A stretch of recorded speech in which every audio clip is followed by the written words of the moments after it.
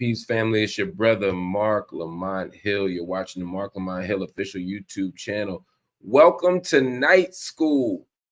Night School is a program that I've started here on the Marc Lamont Hill official YouTube channel every single night, or at least Monday to Thursday at 10:30. You're going to get updates. You're going to get analysis. You're going to get conversation about the hottest things going on in the world. And this is not a TV show.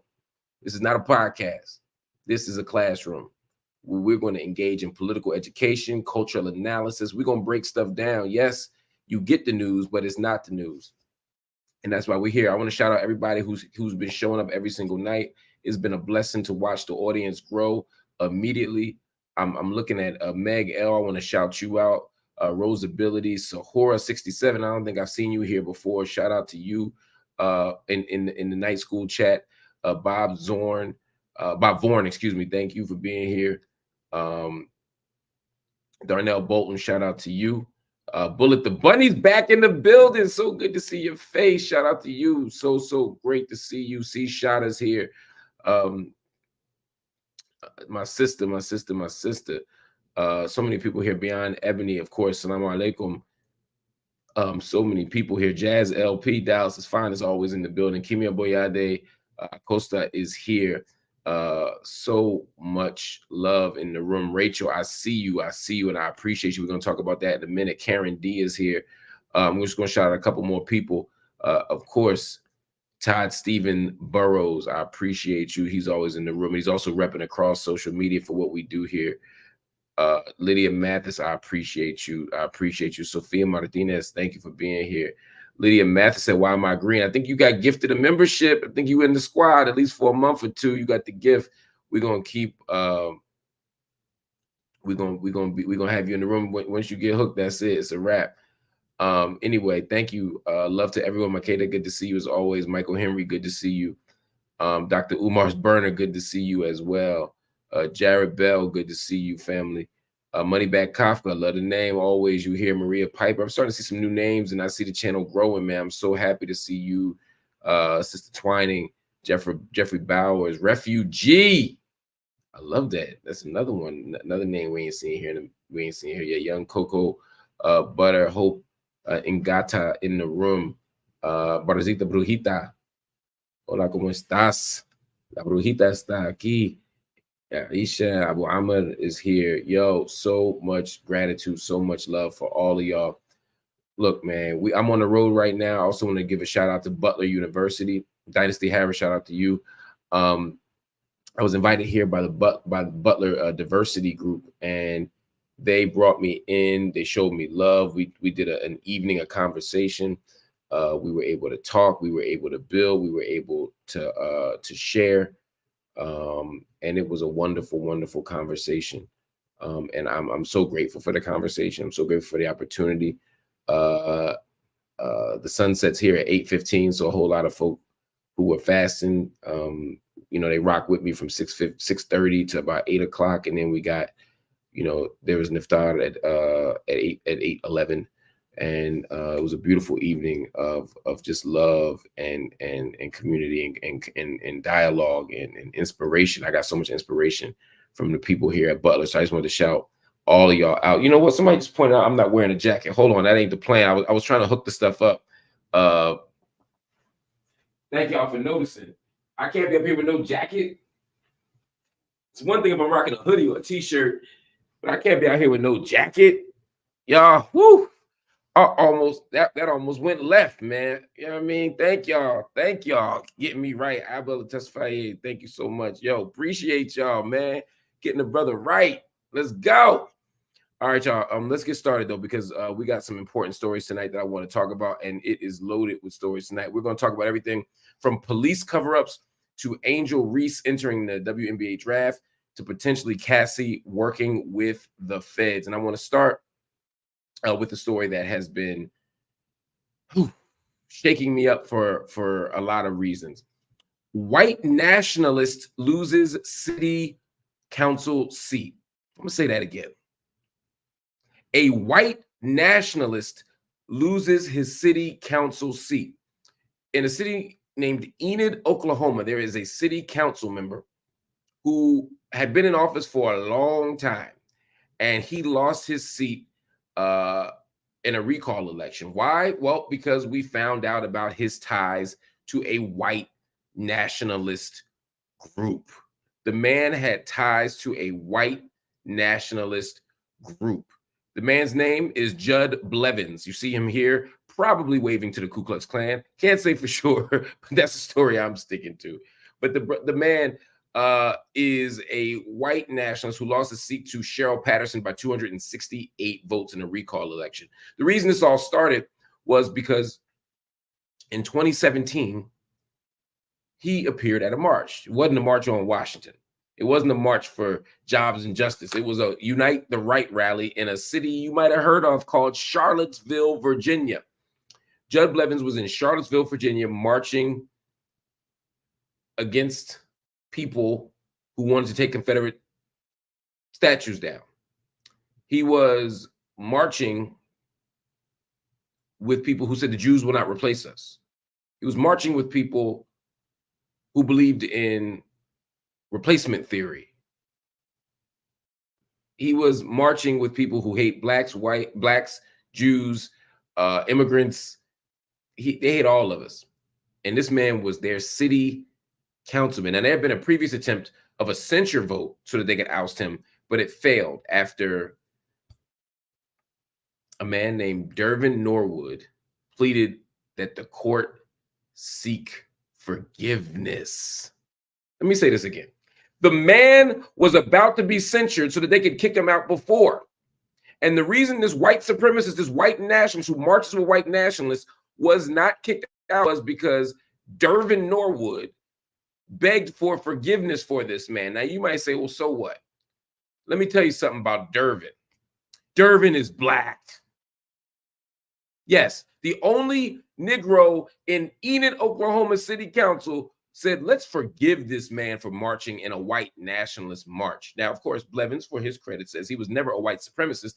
And part of the reason that he was at the white nationalist march was so that he could push back on anti-white hatred that is so common in media entertainment. Let me say that again. This man is telling us that he's not a white supremacist. He just goes to white supremacist rallies. And Mr. Blevins goes to white supremacist rallies because he wants to fight the rampant hatred of white people that is so, pervasive in this country and in media entertainment. This is even more evidence that the man is racist. So I'm happy that he's gone. I'm frustrated that a black man saved his job one time, because black people are always trying to forgive somebody. We always trying to forgive somebody for something we shouldn't be forgiving people for. I'm tired of forgiving people. I'm tired of forgiving Dylan Roofs of the world when they come up into a church and kill all the black people, and then we got to act gracious. We got to act forgiving. We got to act, with a level of humanity and mercy and justice and grace that these people never did to us. But he did it anyway. But you also got to ask another question, and I'm going to move on. You got to ask another question, though. This man he'd been in city council for a minute, but also he comes from a long family of people, right, in this line of work. How many white nationalists you think are on that council? You think he's the only one, or is he the only one who got caught? And if he's not the only one, then what other small towns have white nationalists? And why do we assume it's just city council? You don't think city councilmen become state reps, and state reps become U.S. congressmen and women and senators, House reps and senators? Our country is filled with white supremacists. They just get caught sometime. And what happened under Trump was that they got more comfortable. They got safer outing themselves. They started wearing little red hats so you could recognize them.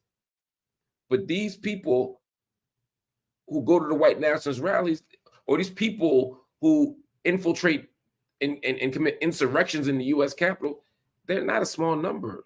They're not a small number. And some of them even are on the police force, which is how you end up with some pretty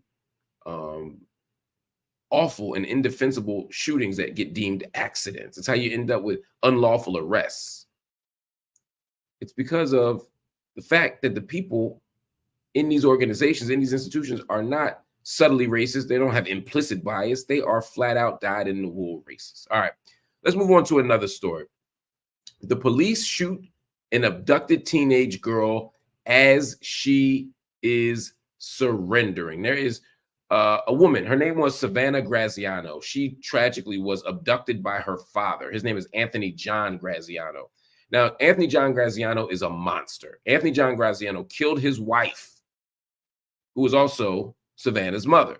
So he kills his wife, and then he takes his daughter and abducts her. And the police went on a chase. The San Bernardino County police were chasing this man down. And they found the truck that the father was in, that Anthony Graziano was in. And they chased the truck. And then they got into a shootout with Anthony John Graziano. Y'all with me?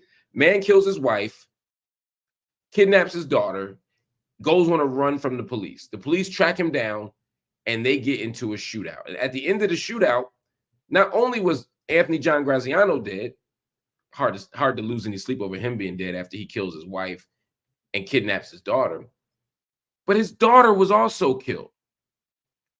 Anthony John Graziano was killed, but his daughter Savannah was also killed. And that is tragic. And of course, the question is why.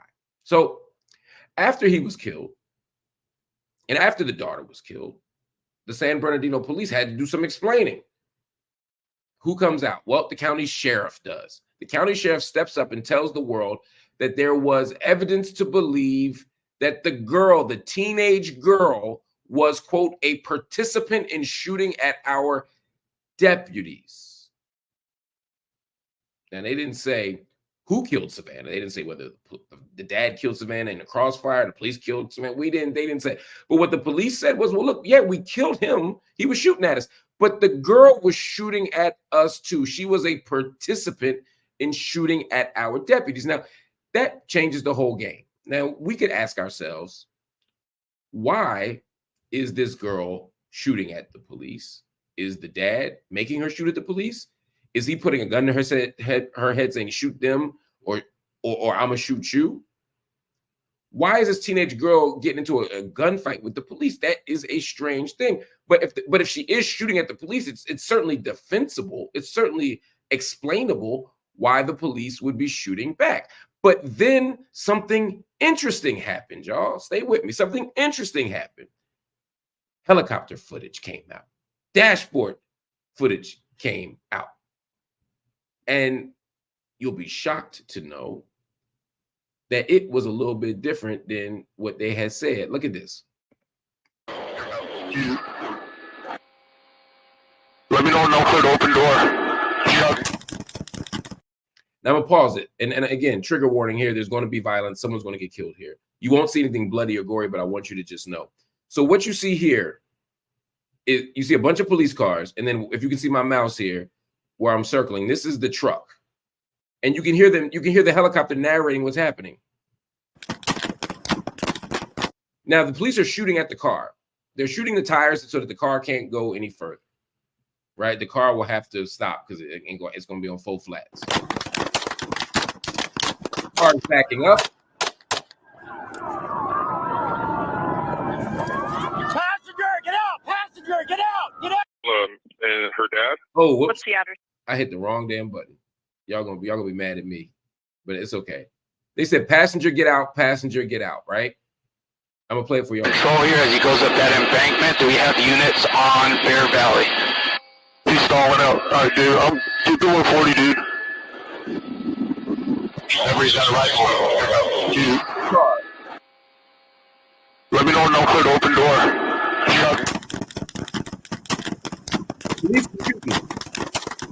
The police are shooting. I'm gonna turn this volume down too a little bit. The police are shooting. They're shooting to get the air out of the car.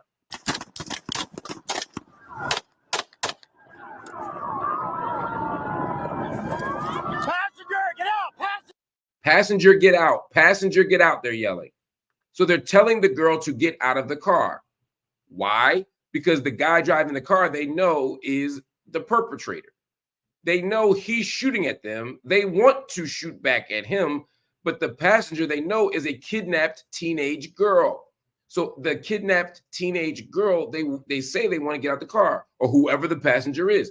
They say, passenger, get out. Passenger, get out. Passenger, get out! Get out! Get out! Get out! Passenger, get out! Get out! And the passenger gets out, and immediately after the passenger gets out, they shoot. Not one moment, not 1 second of opportunity to do anything different. I'm going to show you one more time. Passenger, get out! Get out! What's the passenger?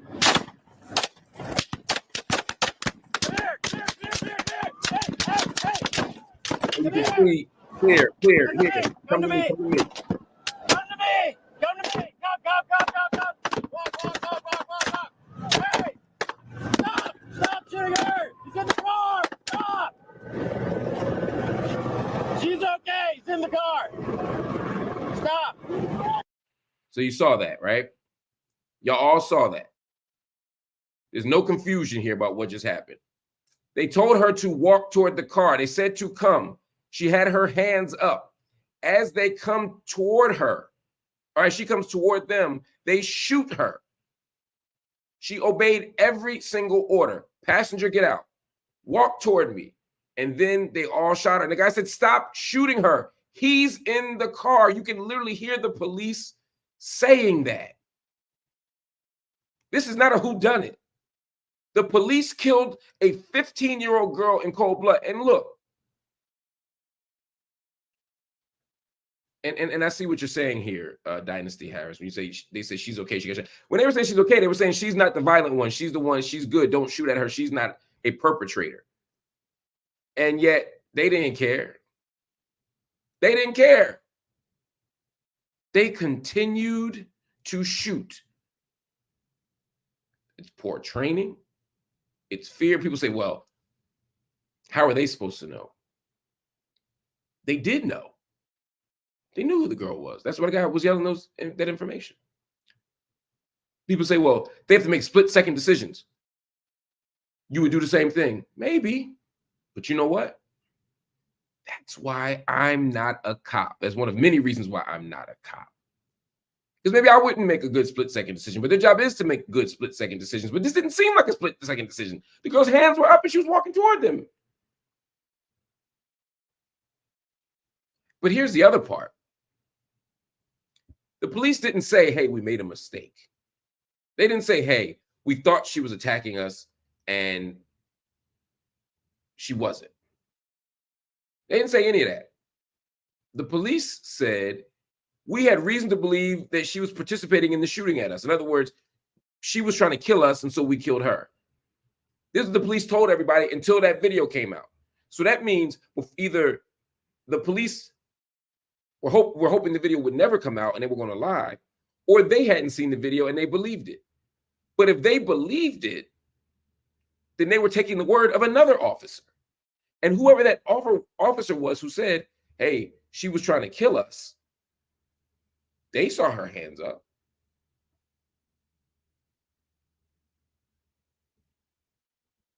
They saw her hands up. They knew she wasn't. This is shameful and disgusting. And this is a moment that we have to stand up and speak out. And part of the reason why it's important to stand up and speak out, sadly, is because it wasn't a Black woman. It wasn't a Black man. We can't only speak up when Black people get killed by the police.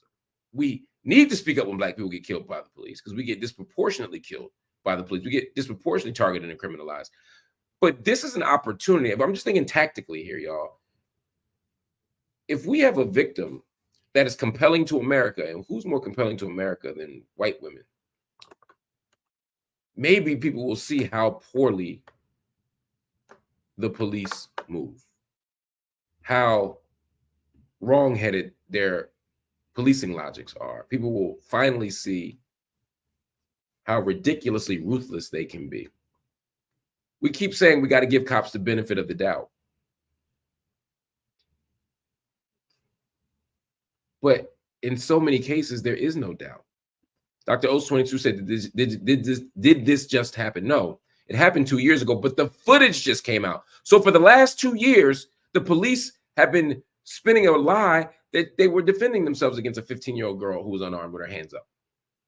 And for 2 years, this girl's family, the people who loved her, her friends, they had to hear that this girl that they thought they knew was busting her gun at police and that she was killed lawfully and righteously in a police shootout. Can you imagine? Like, this girl's memory has been desecrated and sullied. She already lost her mama at the hands of her dad.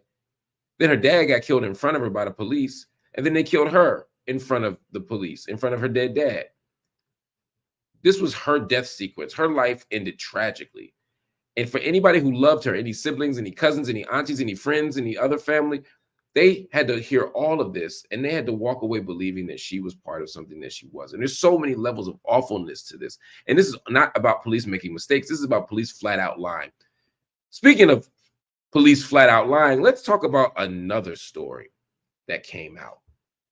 In Tallahassee, another police department is under fire after body camera footage shows an officer pouring out a sealed bottle of liquor, tossing it into the passenger seat, and then arresting a black man for DUI.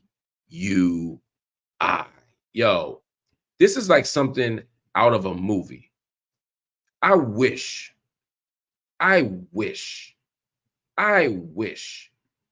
could make this up.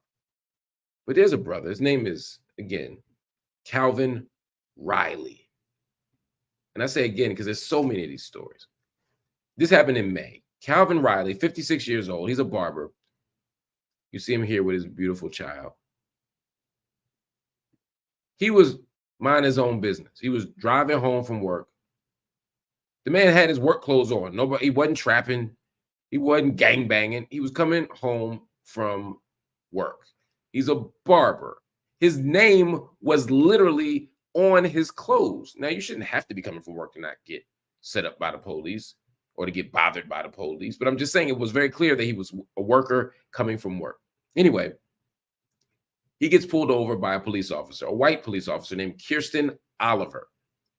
Kirsten Oliver is a Tallahassee police officer, and it's not clear what her issue is with black folk, but it is very clear that Kirsten has an issue with black folk because Kirsten pulls over this man.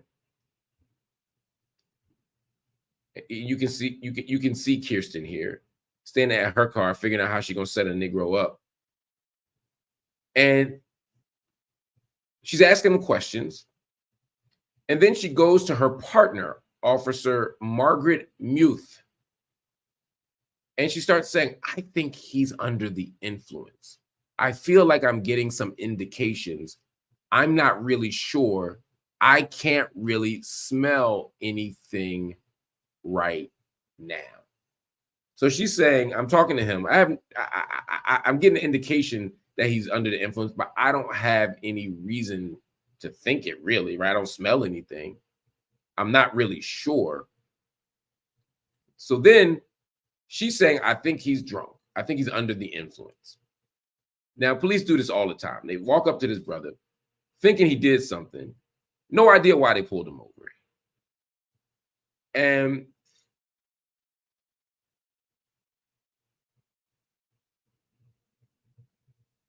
they walk up to his car. And she says to him, she smells marijuana. Now, see how the game done changed? It went from alcohol to marijuana. She's decided that this brother, for whatever reason, we don't know, but she has decided that this is the Negro that she's going to mess with today. And she says, "I smell marijuana." She says this to her partner. So then she can make choices. Now, to be clear for context, the man was driving on a suspended license. Lots of people drive on a suspended license. I'm not defending driving on a suspended license. You should not drive on a suspended license. But if you're driving on a suspended license, then do your job. Officers can make choices. The choice in Florida, if you have a suspended license, the officer can give you a ticket, or they can make an arrest for a first-time driver with a suspended license. Now, if somebody commits a second offense, i.e., if you get caught twice driving with a suspended license, now they got to lock you up. Now, Mr. Riley wasn't on his second offense. How do I know that? Because the police tell you that. So the police, even the police acknowledged he wasn't somebody who could have been arrested for this. And in fact, he had only gotten the notice that his license was suspended on March 7th. I'm sorry, the stop was on March 7th. He'd only gotten the notice a few weeks before March 7th.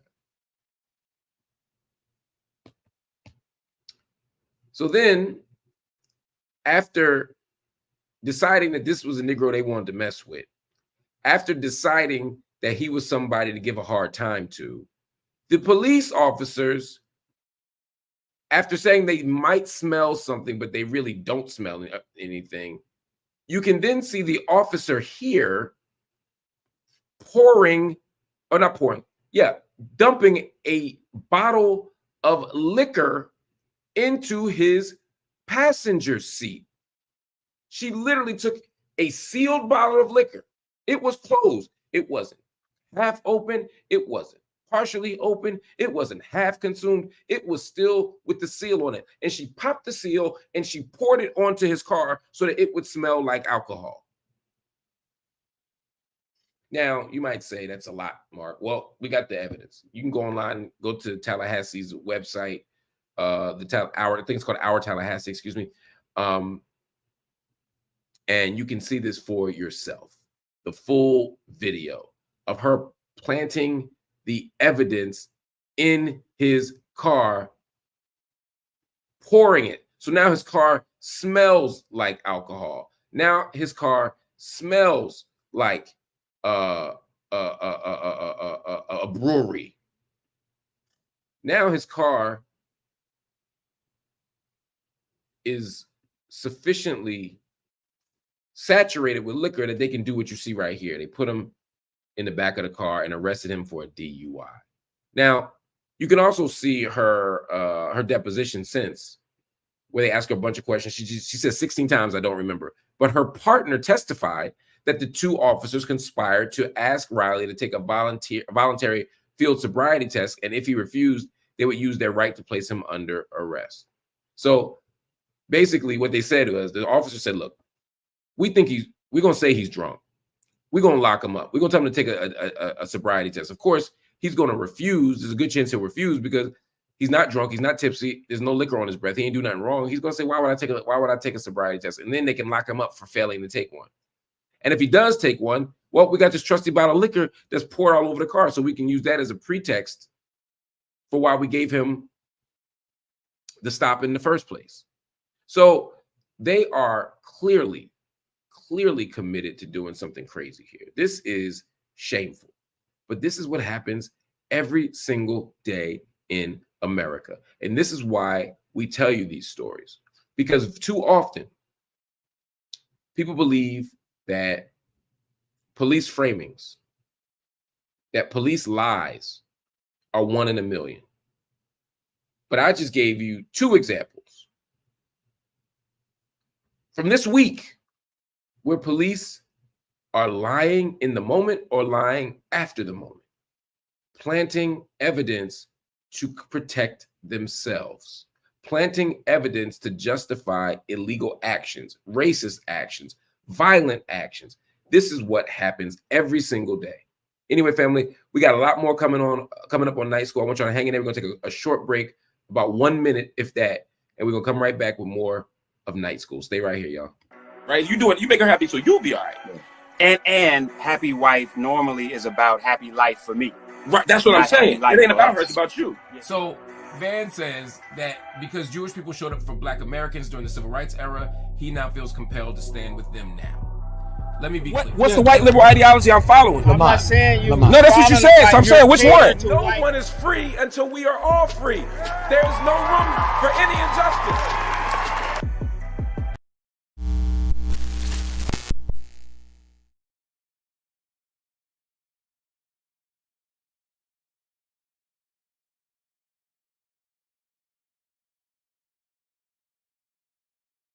Peace, family. We're back with night school. So much going on in the world. All week, people have been talking about the women's NCAA tournament, which I'm so excited that people are finally talking about. You know, women's basketball has been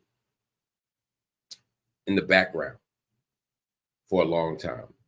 Women's basketball has been ignored, and now with LSU and Angel Reese and Caitlin Clark and so many others, we are finally getting to see the sport flourish. And so I'm glad that people have been talking about it all week. By the way, I see you, Karen D. No, I was not getting salt and vinegar chips for night school. I'm on the road. I'm in Indiana. I can't even get no chips. I can't even get no snacks. I'm just here to take a break. I've been talking all day, so I just needed a break for half a second. But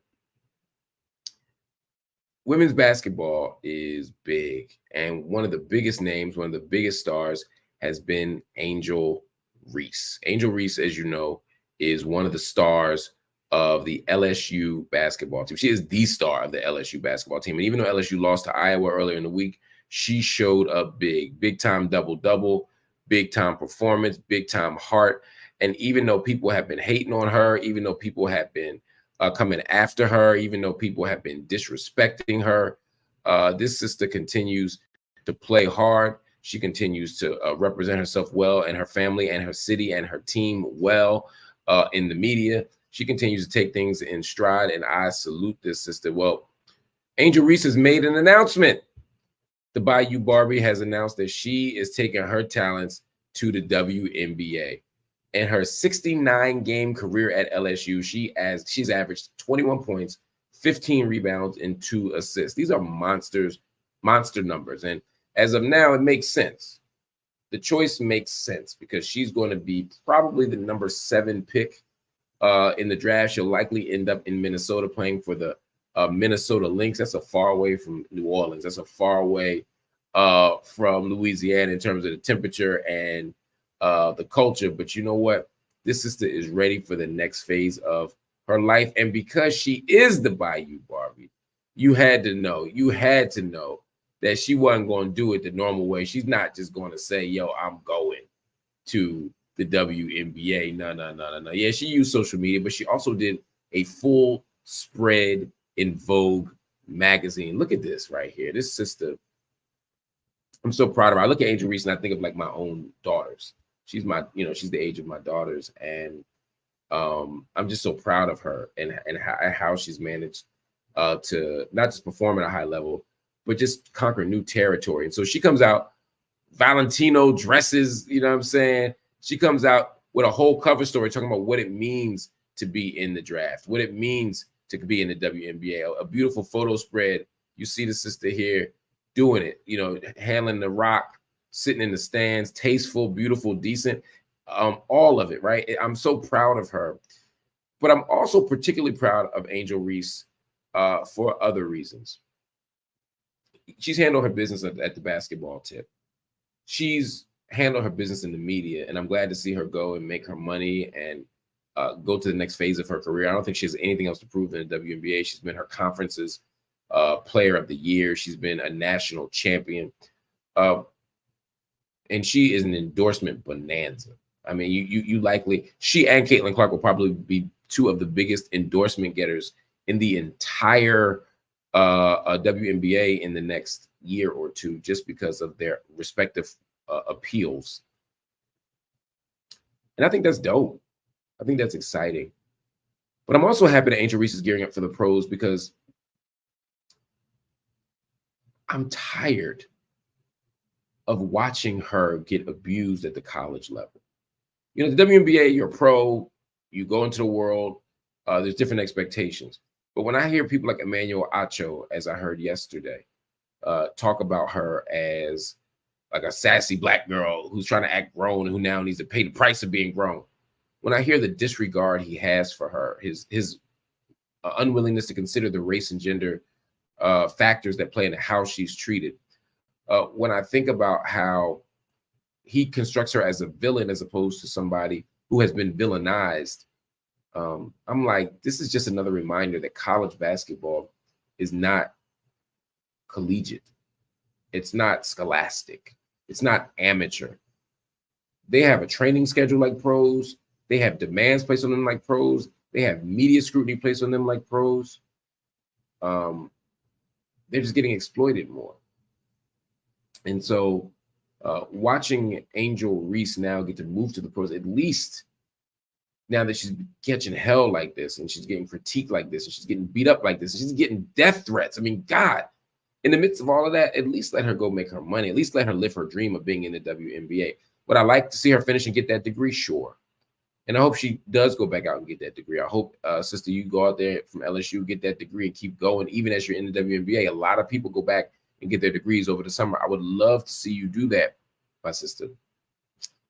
But either way, I'm proud of you, and I'm excited to see her go on to the next thing. And watching her go number 7 in the draft and watch Caitlin Clark likely go number 1 in the draft, it will be interesting. It'll be super interesting to see how if they move into a kind of almost like Magic Johnson, Larry Bird thing in their rookie years, you know, like how they will play out, what their rivalry will look like, and who ends up having what kind of professional career. And as we're talking about Louisiana, I want to talk about another thing, because as it's speaking of pettiness and ridiculousness, Governor Jeff Landry from the state of Louisiana is proposing an idea. He says that student athletes should have their scholarships taken if they are not present for the singing of the national anthem at basketball games or any sporting events. This is following, of course, the basketball game, the LSU-Iowa tournament game, when the LSU Tigers were not present during the singing of the national anthem. Now, the thing is, LSU didn't miss the anthem for the reasons you might be thinking. This was not a protest a la Colin Kaepernick. This was not a situation where somebody was being accused of not being patriotic. This was not a situation where somebody was disrespecting the flag, as they would say. No, they're just going through their training routine. They are literally just going through their training routine. And as the LSU coach very clearly stated, I don't know nothing about this. Kim Mulkey said, it's not intentional. We just have a routine and we missed it. But this became a sign of crisis. You know why? Because it was LSU. Because they framed LSU, when I say they, I mean the media and many sports fans, framed LSU as the bad girls, as the bullies, as the people who were bad for the game, as the people who were disrespecting the sport. And so them showing up after this anthem is sung because they were going through their workout routine or their warm-up routine was now just put on the pile of stuff that made them so bad for the sport. These are the champions. And we're saying they're bad for the sport. And so Jeff Landry uses this as an opportunity to pile on, uses this as a political opportunistic moment, politically opportunistic moment. He could step in and say, well, I'm going to check these girls. And yeah, this is for all student athletes, but this is really for these loud black girls, these sassy, disrespectful black girls. That's what they're trying to say. And so now they're going to invoke not just the language of loudness and disrespecting the game, but now they're going to say that they're too woke. And as you know, woke is often just another way of using the N-word. And so now they're going to say that these girls are too woke. And even though their coach is white and fairly conservative on such matters and said very clearly, this ain't got nothing to do with the anthem, we just trying to win a basketball game, it doesn't matter because these are black girls. And when it's black girls at stake, all rules go out the window. And that is another thing that is absolutely shameful. Speaking of black girls, let's talk about Cardi B. Cardi B was in the news today, not because of anything she did per se, but let me do that again because I'm having a little tech issue here. Speaking of black girls, Cardi B. Speaking of black girls, let me do that one more time. Speaking of black girls, Cardi B is in the news because people are talking about colorism. It started with the words of a man named Raymonte. Raymonte, if you don't know, and I didn't know, is a TikToker. And he was upset that people were calling him ghetto. And so Raymonte, who's upset about being called ghetto, fill in your own jokes there, decided that he would hit Cardi B with a stray. Here's what Mr. Raymonte said.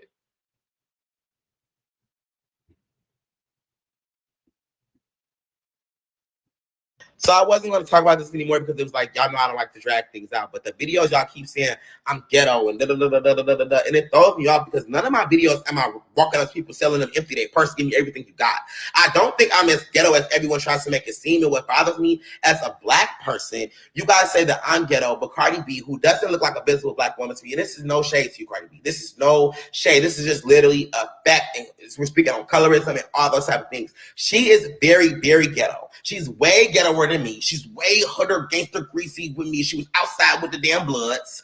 And y'all don't say that this lady is ghetto. Y'all don't say that she is marketable. It feels like everyone can be ghetto and black besides ghetto and black people. And again, no shade to you, Cardi B. I'm just doing a comparison. My content has always been uplifting women. I've always said so many things about women, like to encourage them and be amazing. And I might make a little joke about a relationship or a boy or something like that. And I might say, bitch, but that don't make me a fucking gangster, thug, psycho, man. I literally don't get that. I have so much positive content that I don't even say a cuss word in.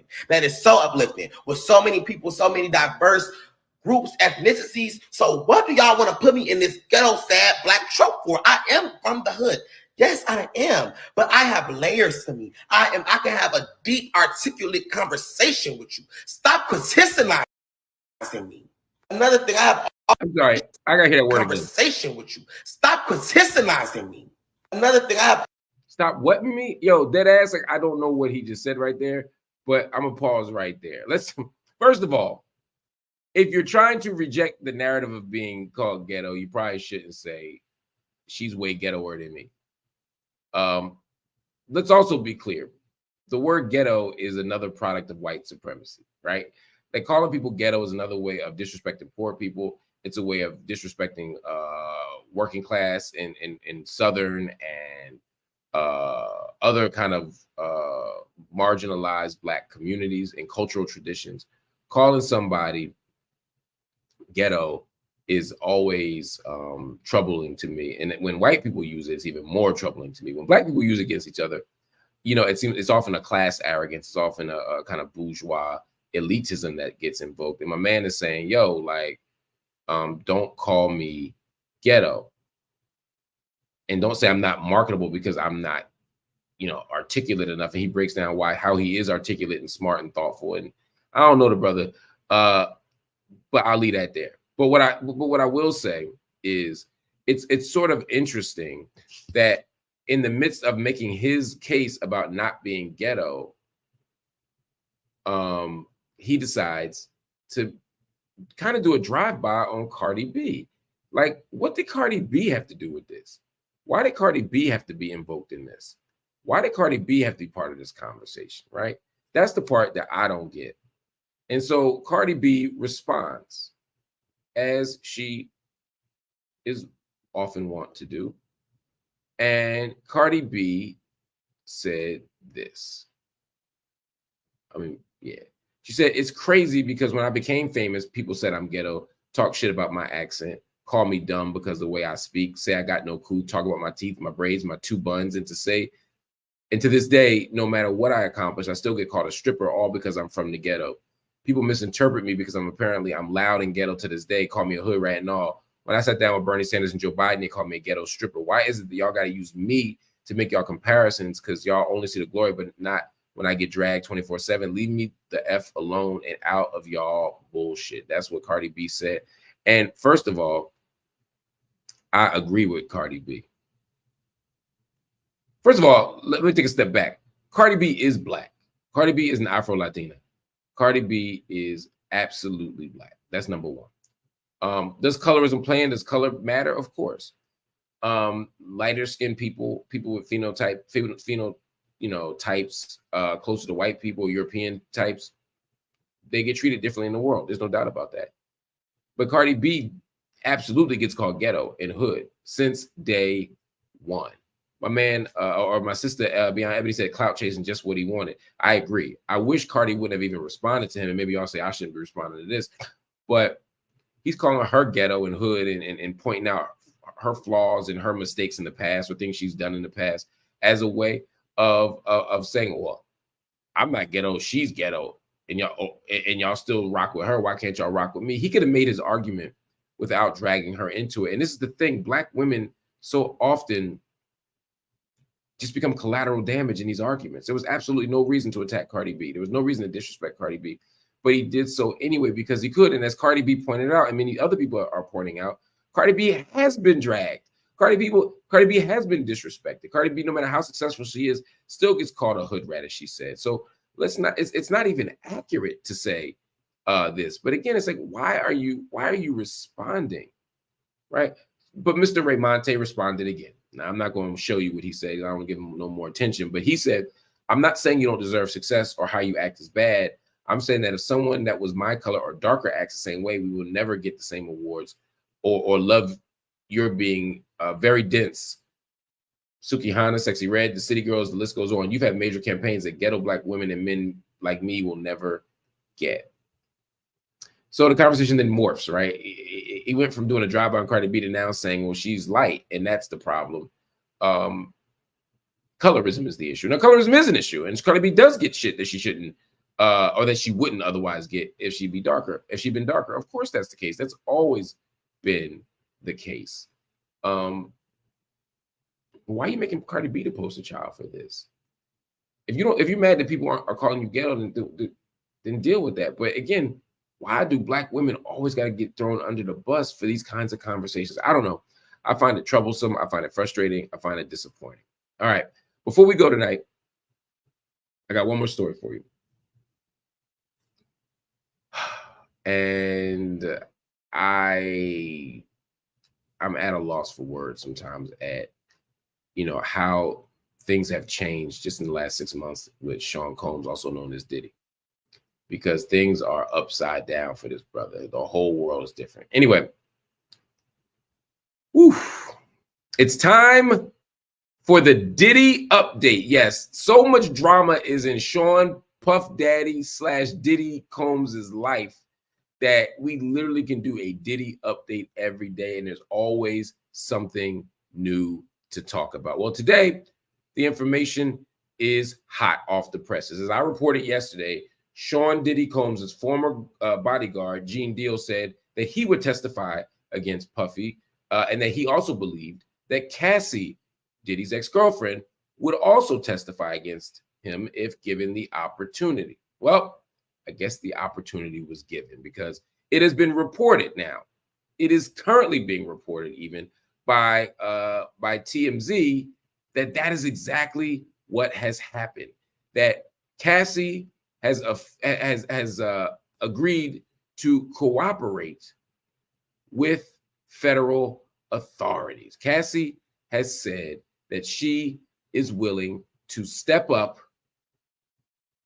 and work with the feds to testify against Diddy.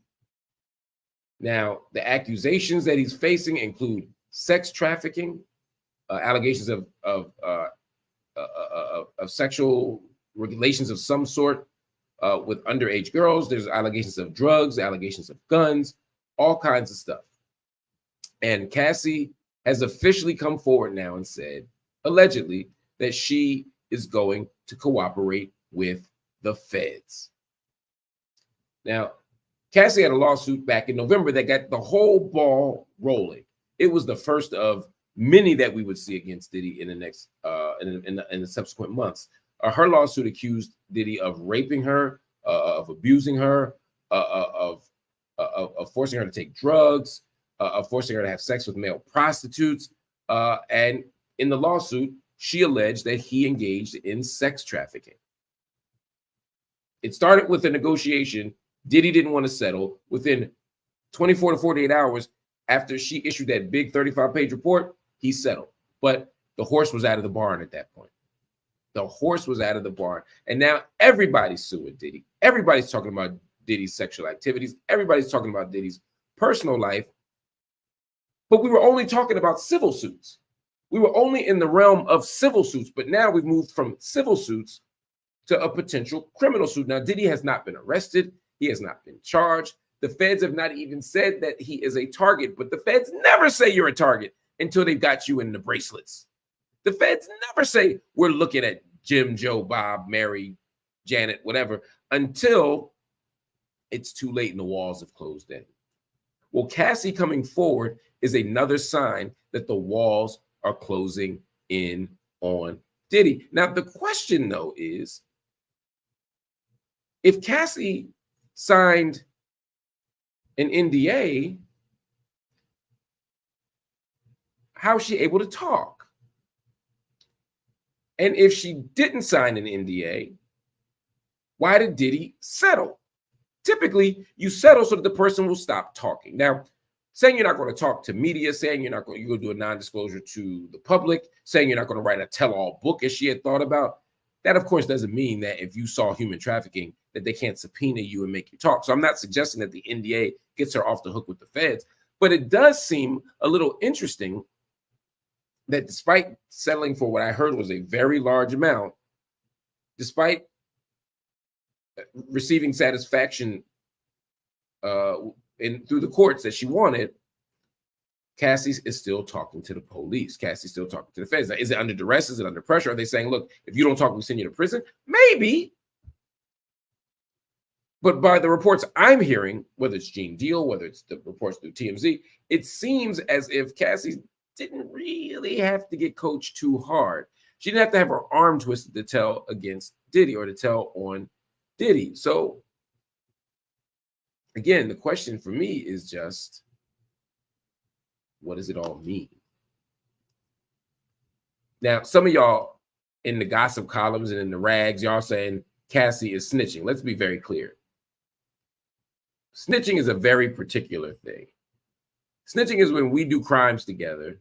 You in the game, I'm in the game. We do crimes together, and then you tell to get yourself out of trouble. There's no reason to believe that Cassie is in trouble. Now, is it possible the feds have something on her? And now because they have something on her, they're forcing her to tell? Maybe that would be snitching. Because when they talk about these freak-offs, when they talk about these sex sessions and prostitutes and this and that, maybe Cassie's complicit legally. I don't know. I don't know who's innocent. I don't know who's guilty. What I know, though, is that if they got Cassie telling, if they got Cassie talking, that's going to be a tough one for Diddy to beat. Because Cassie knows where the bodies are buried. Cassie was there. If Cassie was in the freak-off session, and she says X, Y, and Z happened, that was not only weird or freaky, but actually illegal. If that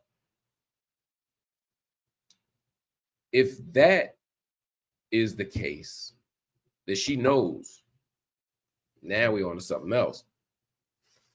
But there's also a bigger question that we have to ask here, which is why are the feds so interested in Diddy right now? Now, of course, if he has a human sex trafficking ring, they should be interested in what's going on. We should be trying to stop a human sex trafficking ring. But typically, when people got a bunch of civil lawsuits against them, the feds don't read the civil lawsuits and say, hey, let's launch a criminal investigation, see if we can also lock this Negro up too. So why is this? Why is Diddy facing military level armored trucks and barricades and semi-assault rifles at his house? Why are they busting in his house like they're about to take down the Sandinistas? These are legitimate questions that we have to ask of the government. That doesn't mean we let Diddy off the hook. No, we need to hold him accountable for anything that he's done that is illegal or harmful to our community. We have to ask that question and find the answer. Did he do something wrong, and what do we do about it? Absolutely. And we should do that in an abolitionist context as far as I'm concerned. But we also cannot afford to take our eyes off the government, because the government's moving in a very strange way. Who they're talking to, why they're talking to them, how they're talking to them. I would be very surprised if Diddy doesn't see a criminal charge just because of how the government is moving. I don't see them having Homeland Security all up in the crib. I don't see them adding pressure. I don't see your ex, who brought all this stuff to the forefront, cooperating as anything other than the sign that you're probably going to face some charges. And when the feds charge you, they usually win. But Diddy is the exception, just like Don King was the exception. You can beat the feds if you have a good lawyer, good resources, and of course, if you have the truth on your side, you Gucci, right? That's how it should be. We'll find out what it is. Anyway, family, I want to thank you all for watching Night School. Next up is the War on Gaza update. Right after Night School, I'll be giving you the Israel's War on Gaza update as we enter day 180. Wow. That's something, y'all. But in the meantime, family, I want to send some shout outs. I want to thank everybody who has offered support tonight for the channel. So many people here donated memberships. Beyond Ebony, Shukran, Jazeel.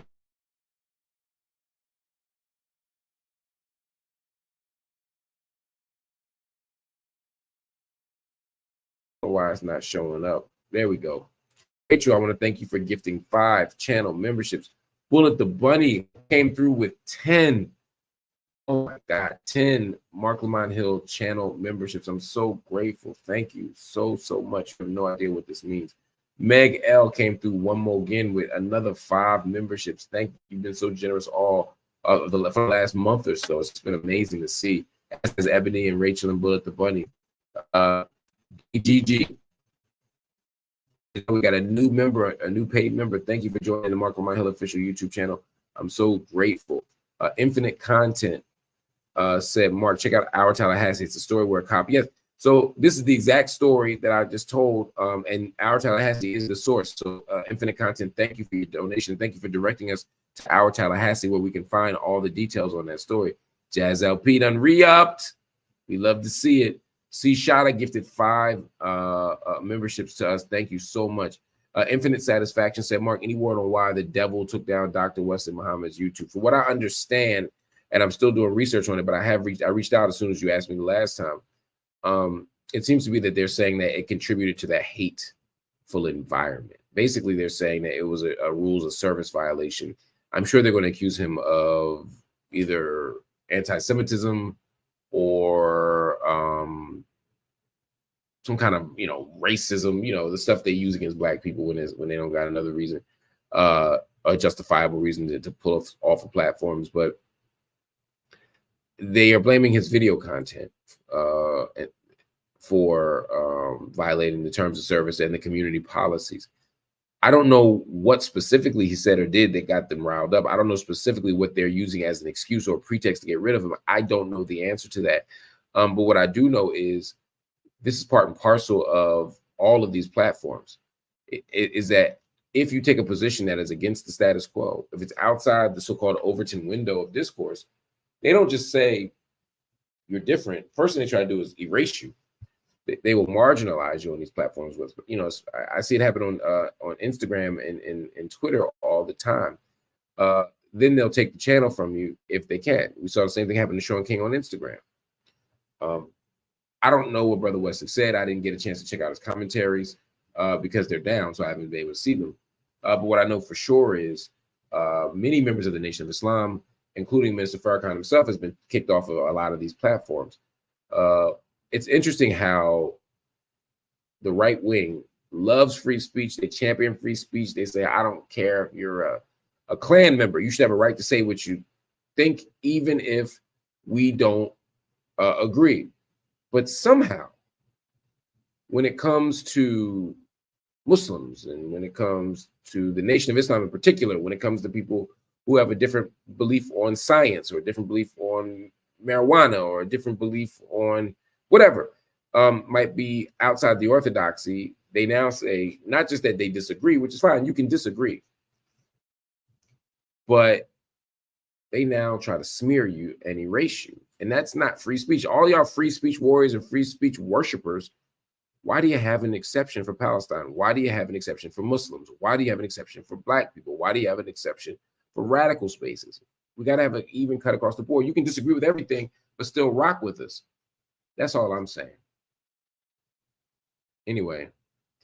All right, family, I want to thank you all for joining. If you haven't joined me tonight, please hit the like button if you haven't already. Let them YouTube algorithms know you're rocking with us, and that way we can spread the content even wider. Also, hit the subscribe button. Many of you are here in the room right now watching, but you haven't subscribed. Hit that subscribe button. Also, if you're so inclined, please hit the join button and become a monthly subscribed member to the Marc Lamont Hill official YouTube channel. It allows us to build. It allows us to continue to do fact finding. It allows us to find stories. It allows us to produce videos. It allows us to pay our staff, our editors, our producers. It allows us to work toward building that studio. All of it comes from your generosity. So please hit the join button and become a member. Some of you are bronze members and you've been with us for 3 or 4 or 5 or 6 months now. If you could, we'd love for you to move from bronze to silver. It's an extra $4 a month, but it allows us, if a lot of you do it, it allows us to build and grow at an even faster rate. And of course, it provides you with some more perks. And if you want to go around YouTube and you want to just make direct donations, you're welcome to make just direct donations. Go to Cash App, $MLHTV. That's $MLHTV. And when you go to the MLHTV Cash App, you can drop something in. If everybody here who's watching right now, literally, if everybody here watching right now just gave $4, if everybody watching right now just gave $4 on Cash App, we will be able to pay our bills for the week. So I ask you to support as best you can. But if you don't have any money, that's okay.